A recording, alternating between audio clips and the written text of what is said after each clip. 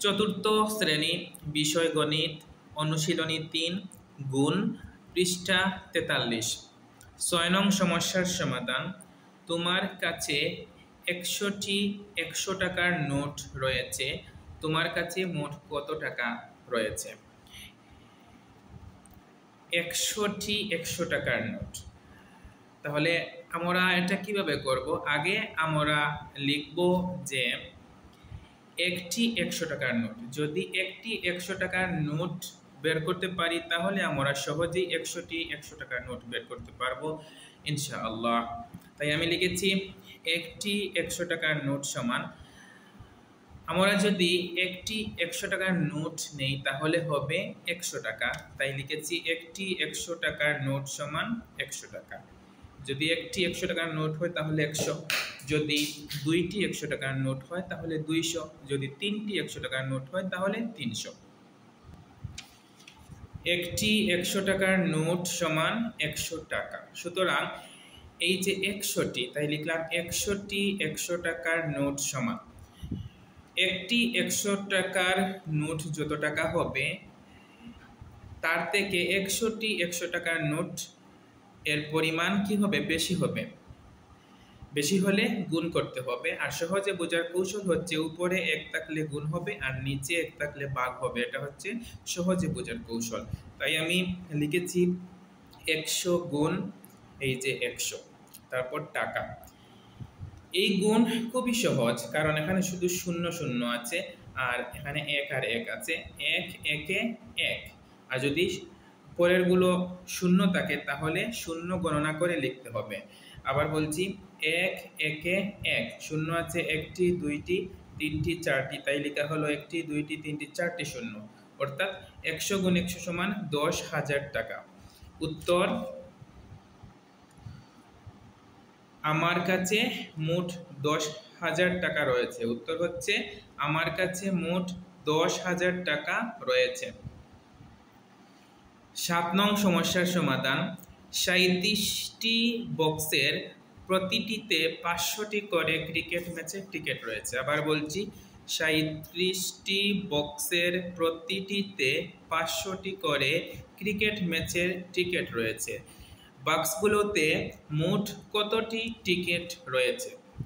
অর্থাৎ প্রতিটিতে, প্রতি মানে এক, একটিতে ৫০০টি করে ক্রিকেট ম্যাচের টিকিট রয়েছে। আমাদেরকে বের করতে হবে বাক্সগুলোতে মোট কতটি টিকিট রয়েছে। এখানে যে প্রতি আছে, এই প্রতির জায়গায় আমি দিলাম ১, প্রতি এর পর টি আছে, এই টি দিলাম, তারপরে এই যে বক্সে, এই বক্সে দিলাম, তারপরে এই যে শেষে আছে টিকিট রয়েছে, এই যে টিকিট রয়েছে, টিকিট রয়েছে, এই দিলাম টিকিট রয়েছে কতটি? একটিতে, মানে প্রতিটিতে ৫০০টি, প্রতিটিতে মানে একটিতে, একটিতে ৫০০টি, তাই এখানে দিলাম ৫০০টি। অর্থাৎ একটি বক্সে টিকিট রয়েছে ৫০০টি। সুতরাং এই যে ৩৭, এই ৩৭টি বক্সে টিকিট রয়েছে। ৩৭টি বক্সে টিকিট বেশি, বেশি হলে গুণ, ১ থেকে তো ৩৭ বেশি, আর বেশি হলে গুণ। আর সহজে বোঝার কৌশল হচ্ছে উপরে ১ থাকলে গুণ হবে। এই ৫০০ গুণ এই যে ৩৭। আমরা এই দুটি শূন্য গুণে নিচ্ছি না, শুধু এই ৫ আর এই ৩৭ নিচ্ছি। এই যে ৩৭ আর তার এককের নিচে এই ৫ দিলাম। এবার গুণ করছি ৫ সাথে ৩৫, ৩৫-এর ৫ হাতে ৩, ৩ ৫-এ ১৫, হাতের ৩-এ ১৮, এই যে ১৮৫, এই ১৮৫ লিখলাম, আর তারপরে এই যে দুটি শূন্য, এই দুটি শূন্য দিলাম, তাহলে ১৮৫০০টি। উত্তর হচ্ছে বাক্সগুলোতে মোট ১৮৫০০টি টিকিট রয়েছে।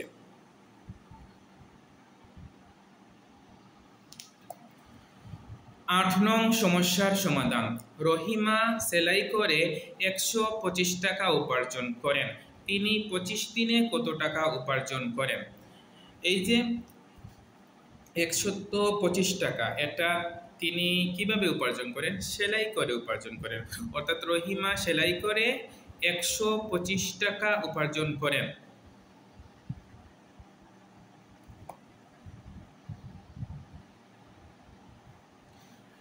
রহিমা সেলাই করে ১২৫ টাকা উপার্জন করেন। এখানে হবে রহিমা সেলাই করে প্রতিদিন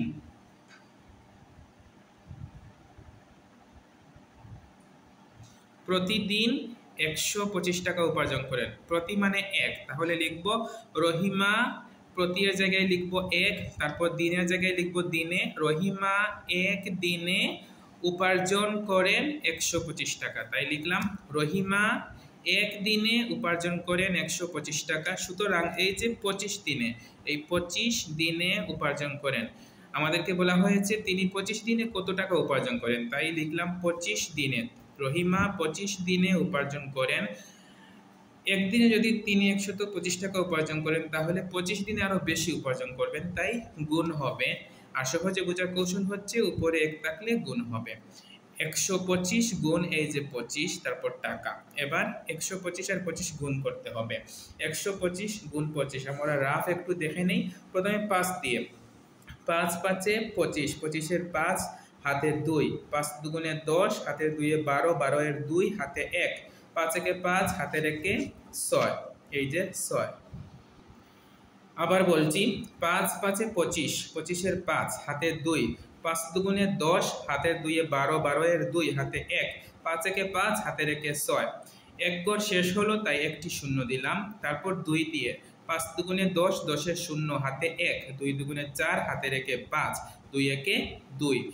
গুণ করা শেষ, এবার যোগ করতে হবে। 5 আর 0 5, 2 আর 0 2, 5 আর 6 11, 11 এর 1, 2 এর 2 হাতে রেখে 3, 3125 টাকা।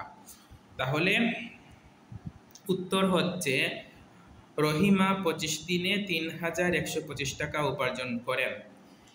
এই যে তিনি 25 দিনে কত টাকা উপার্জন করেন, আমরা তিনি এর জায়গায় দিলাম রহিমা, তারপর 25 দিনে কত এর জায়গায় উত্তর 3125 টাকা তারপর উপার্জন করেন। তিনি এর জায়গায় রহিমা, এই যে তিনি এর জায়গায় রহিমা, তারপর 25 দিনে কত এর জায়গায় 3125, এই যে উত্তর। তারপর টাকা উপার্জন করেন। প্রিয় শিক্ষার্থীরা, তোমরা এই 3টি সমস্যার সমাধান ভালো করে বোঝার চেষ্টা করবে, তারপর নিজেরা করার চেষ্টা করবে ইনশাআল্লাহ। ধন্যবাদ সবাইকে।